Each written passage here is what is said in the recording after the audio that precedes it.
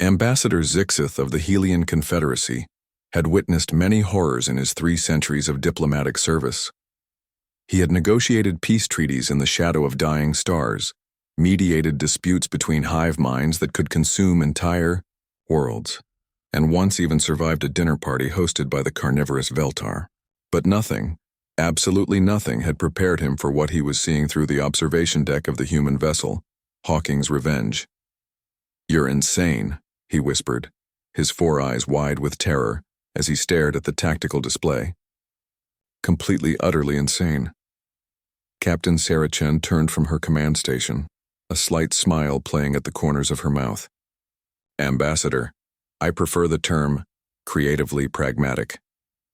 The display showed the Zerian Empire's massive invasion fleet, 12,000 warships arranged in perfect formation, their dark hulls bristling with weapons that had conquered half the galaxy.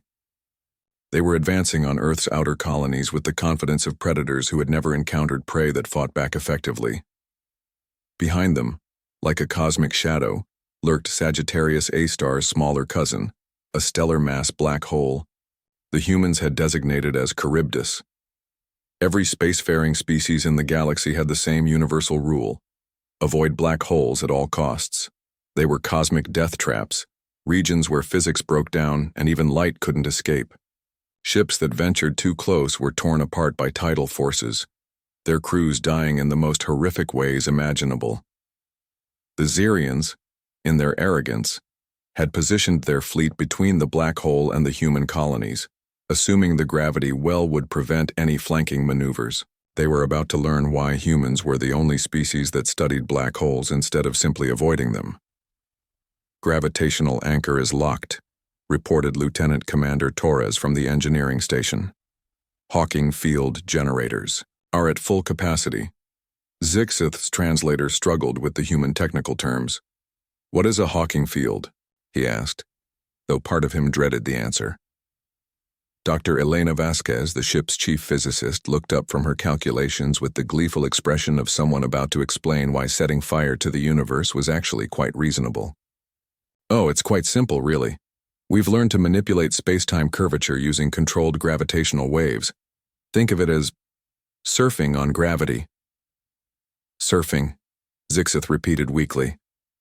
"The beauty of it," Captain Chen continued, "is that black holes aren't just cosmic monsters, they're tools.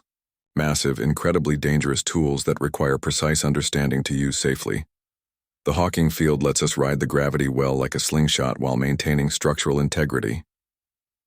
On the display, the human fleet began its maneuver. 50 ships, tiny compared to the Zerion armada, dove toward Charybdis at angles that should have been suicide runs. But instead of being torn apart, they accelerated, their Hawking fields bending space-time around them like protective bubbles. Admiral Corvex of the Zerion Empire watched his sensors in disbelief. "What are they doing?" he roared at his tactical officer. "Unknown, sir. They're using the black hole's gravity well to gain velocity. Their approach vectors don't make sense. They should have been destroyed minutes ago." The human ships weren't just surviving their close approach to Charybdis, they were using it. As they whipped around the black hole, they gained tremendous velocity, emerging from behind. The cosmic giant-like bullets fired from an impossible gun, but that wasn't the terrifying part. The terrifying part was what they brought with them. "Gravitational resonance torpedoes away," reported the weapons officer aboard Hawking's Revenge. Zixith watched in fascination and horror as the human weapons, sleek cylinders that looked deceptively simple, streaked toward the Zerion fleet. "What do those weapons do?" he asked. Captain Chen's smile widened. "They don't explode, if that's what you're wondering. They're much more elegant than that. Each torpedo contains a miniature Hawking field generator. When they reach their targets..." The first torpedo struck a Zerion battleship. Instead of an explosion, there was something far worse: a sudden, localized distortion of space-time. The massive warship began to stretch, its hull elongating as artificial tidal forces tore it apart. From within, the crew's screams were mercifully brief. "You've weaponized spaghettification," Zixith breathed. "We prefer localized gravitational disruption," Dr. Vasquez said cheerfully, "though spaghettification is more poetic." Admiral Korvax's fleet found itself caught between the black hole and the returning human ships, who were using Charybdis not just for velocity, but as a gravitational anchor point. Every time the Xerians tried to maneuver away from the black hole, the humans would adjust their position, herding them closer to the event horizon like cosmic shepherds. "This is impossible," Korvax muttered, watching his formation dissolve, as ships were either destroyed by gravitational torpedoes or forced to retreat dangerously close to Charybdis. No species uses black holes as tactical assets. His communications officer looked up with terror in his compound eyes. "Sir, incoming transmission from the human fleet." Captain Chen's voice filled the Xerian command bridge, calm and professional. "Admiral Korvax, this is Captain Sarah Chen of the Terran Defense Force. You are ordered to withdraw immediately from human space. Any ship that does not begin retreat within 10 minutes will be considered a continued threat and dealt with accordingly." "You cannot seriously expect us to retreat from a handful of ships," Korvax snarled. "Admiral," Chen replied, and now her voice carried an edge of steel. "You're thinking like every other species in the galaxy.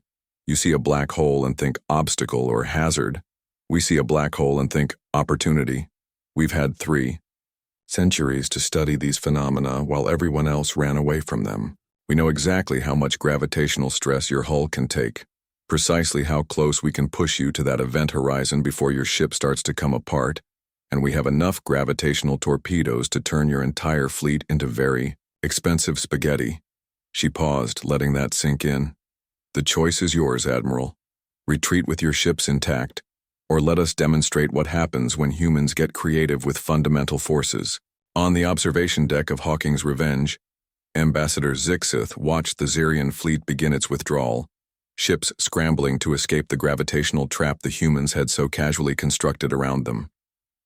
"Your species," he said quietly, "doesn't just refuse to fear the impossible.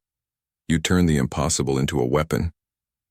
Captain Chen nodded, watching Charybdis continue its eternal dance through space. No longer just a cosmic hazard, but humanity's newest ally.